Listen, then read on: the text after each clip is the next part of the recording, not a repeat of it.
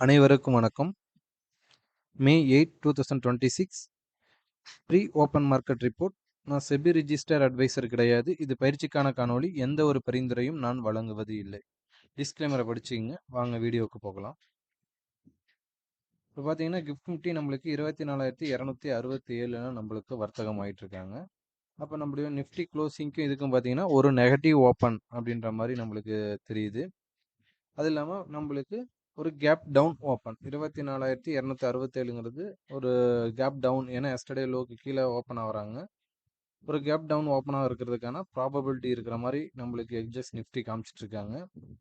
Next பார்த்தீங்க அப்படின்னா நம்மளுக்கு ஓப்பன் ஸ்ட்ராட்டஜி வந்து கண்டிப்பாக அப்ளை பண்ணணும். ஓப்பனுக்கு மேலேயா ஓப்பனுக்கு கீழேயான்னு பார்க்கணும். இப்போ மார்க்கெட் கீழே வராங்க அப்படின்னா இந்த 24,200ங்கிறது ஒரு ஸ்ட்ராங் சப்போர்ட்டாக இருக்கிறதுக்கான வாய்ப்புகள் அதிகமாக இருக்குது. இந்த இடங்கிறது ரொம்ப ரொம்ப நம்மளுக்கு ஒரு இம்பார்ட்டன்ட். இந்த இடத்துல வந்ததுன்னா உங்களுடைய ஸ்ட்ராட்டஜியை நீங்கள் அப்ளை பண்ணுங்கள். மார்க்கெட் 24,200 இல்லாட்டினா 24,184க்கு வரப்போ உங்களுடைய ஸ்ட்ராட்டஜி அப்ளை பண்ணிங்க அப்படின்னா மார்க்கெட் ஓப்பன் ஆகிட்டு கேப் டவுனில் ஓப்பன் ஆகிறாங்க. இந்த இடத்துல ஒரு சைடுவே மூவ்மெண்ட் எது கொடுக்குறாங்களா அப்படின்னு நம்ம பார்க்கணும். இந்த இடத்துல சைடுவே மூவ்மெண்ட் கொடுத்துட்டு ஒரு செகண்ட் ஹாஃப்ல நம்மளுக்கு பெரிய பெரிய மூவ்மெண்ட் கிடைக்கிறதுக்கான ப்ராபபிலிட்டி அதிகமாக இருக்குது. இதை வாட்ச் பண்ணி பாருங்கள். இந்த சப்போர்ட் ரெசிஸ்டன்ஸை நோட் பண்ணிக்கிங்க. இந்த இடத்துக்கு வரப்போ உங்களுடைய ஸ்ட்ராட்டஜி அப்ளை பண்ணுங்கள். இதற்கு கீழே என்ன போகுமா இல்லை இந்த இடத்துல சஸ்டைன் ஆகிட்டு மேலே போகிறதுக்கான ப்ராபபிலிட்டி இருக்கிற மாதிரி தெரியுது. செக் பண்ணி பாருங்கள். நெக்ஸ்ட் வந்து பார்த்தீங்க அப்படின்னா இதோட சப்போர்ட் ரெசிஸ்டன்ஸை நோட் பண்ணிக்கிங்க. நெக்ஸ்ட்டு 1 ஹவர் சார்ட்டில் நம்ம பார்ப்போம்.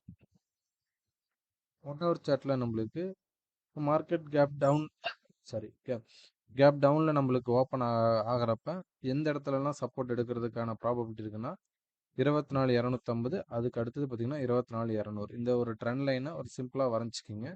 இந்த ட்ரெண்ட் லைனுக்கு பிலோ ஆர் எபோ இந்த ட்ரெண்ட் லைன்லேயே சப்போர்ட் எடுத்துகிட்டு சைடுவாக போயிட்டு போகிறாங்க அப்படின்னா அடுத்த டார்கெட் வந்து 24,300, 24,400, 24,500. ஏன் அப்படின்னா நம்மளுக்கு இப்போ மிட் கேப் ஸ்மால் கேப் அப்படின்னு நம்மளுக்கு அந்த செக்டர்லாம் நீங்கள் பார்த்தீங்க அப்படின்னா ஆல் டைம் ஹையை பிரேக் பண்ணியிருக்காங்க. அப்போ ஆல் டைம் ஹையை பிரேக் பண்ணுறப்ப நம்மளுக்கு ஒரு பாசிட்டிவ் சிக்னல் வந்து இதில் கிடச்சிருக்காங்க. அப்போ மார்க்கெட் எவ்வளோ தான் கீழே இறங்கினாலும் நம்மளுக்கு அப் ட்ரெண்ட் போகிறதுக்கான ப்ராபபிலிட்டி தான் இருக்கிற மாதிரி தெரியுது.